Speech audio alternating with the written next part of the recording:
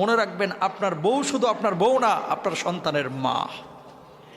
কথা বলেন না কেন? আপনার বউ সির্ফ আপনার বউ না, এই বউ কিন্তু আপনার সন্তানের মা। সে বউয়ের সঙ্গে খারাপ আচরণ করছেন মানে আপনার সন্তানের মায়ের সঙ্গে খারাপ আচরণ করছেন। আপনার মায়ের সঙ্গে কেউ খারাপ আচরণ করলে যেমন কলিজা ফেটে যায়, কলিজায় যেমন ব্যথা অনুভূত হয়, আপনি যখন আপনার বউয়ের সঙ্গে খারাপ আচরণ করেন, ওই সন্তানের মায়ের সঙ্গে খারাপ আচরণ করার কারণে আপনার সন্তানেরও কিন্তু কলিজা ফেটে যায়।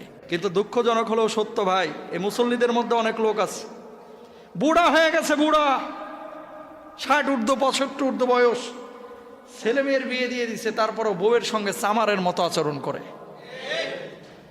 এটা বুঝেন না কেন? আপনি আপনার ছেলে এখন ওই দুধ খাওয়া খোকা নাই, আপনার ছেলে এখন বড় হয়েছে। আপনি আপনার বউয়ের সঙ্গে যখন রাফ বিহেভ করবেন, খারাপ আচরণ করবেন, ওই সন্তানের উপর একটা ইফেক্ট পড়ে।